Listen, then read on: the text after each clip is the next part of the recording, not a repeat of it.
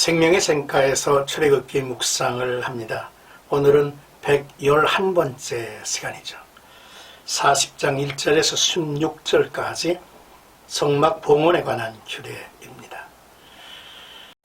본문은 성막 봉헌에 대한 제반 규례들을 하나님께서 모세에게 지시하시는 장면입니다.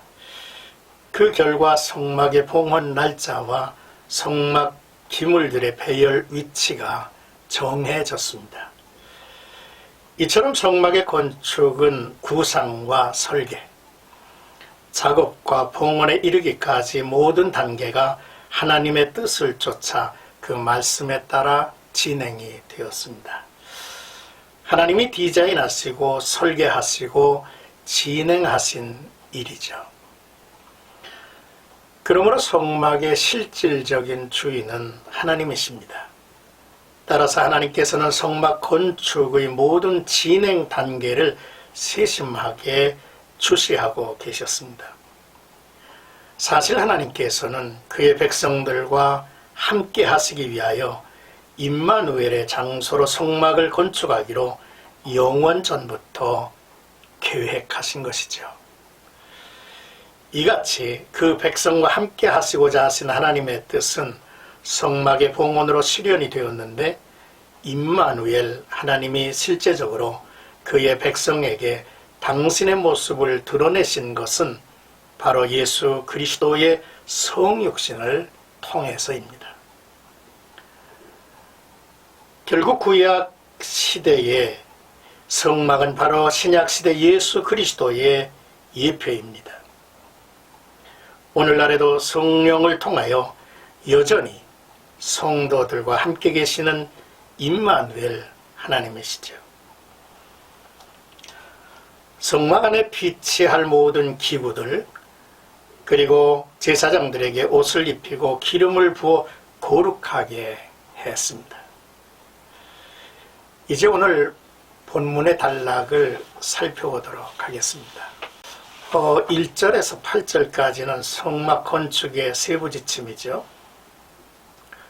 이스라엘은 애굽을 떠난 지 3개월 만에 시내산에 도착했고, 모세는 3개월 동안 하나님과 대화했으며 그들은 그 해가 끝나기 전에 성막 사업을 완수했죠. 출애굽 2년 첫째 달 초하루에 성막 곧 회막을 세우도록 모세에게 명하신 것입니다. 하나님께서는 명령하신 대로 그동안 만들어진 성막의 모든 기구들을 배치하고 진열할 것을 말씀하시고, 모세에게 성막을 세우는 날은 정월 초하루로 하라고 명하신 것이죠. 먼저 하나님의 명령을 따라 성막 곧 회막을 세웁니다. 제일 안쪽에 증거궤를 놓고 아무나 들어갈 수 없도록 휘장으로 그 궤를 가리라 하셨습니다. 상을 들여놓고 그 위에 물품을 진설하도록 했습니다. 떡상을 놓고 그 위에 떡 12개를 얹어 놓았는데 12지파를 상징하죠. 또 등잔대를 들여놓아 해질 때부터 동틀 때까지 성소를 밝히게 했죠. 금향단을 증거궤 앞에 두고 그 사이에 휘장을 달도록 하였습니다. 서로 분리하게 한 거죠. 번제단을 성소 앞 동편뜰에 놓게 했습니다.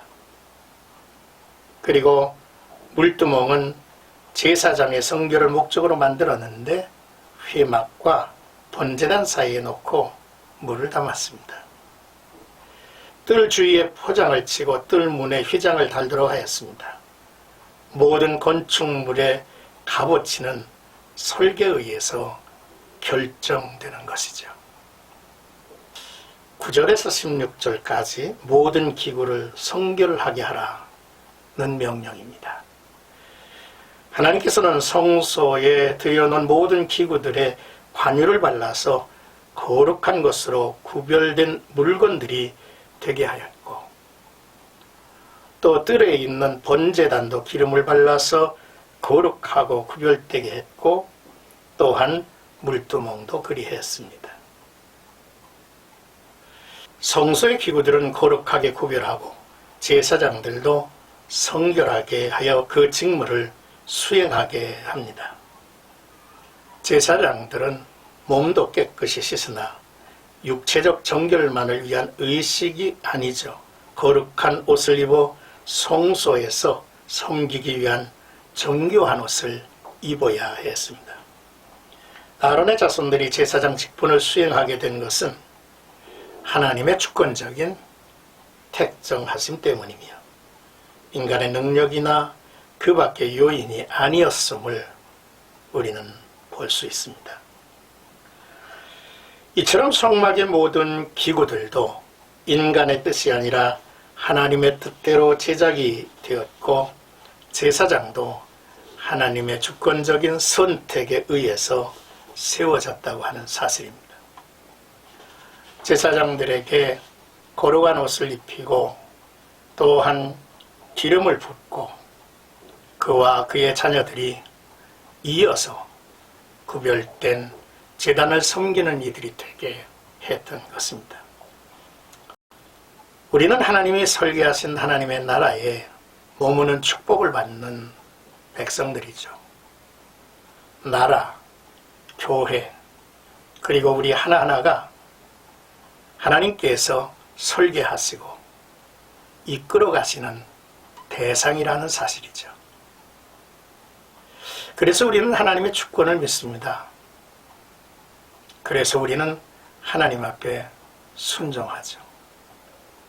그래서 우리는 하나님의 뜻대로 우리의 삶이 이어져 갈 것임을 기대하고 소망을 하는 것이죠.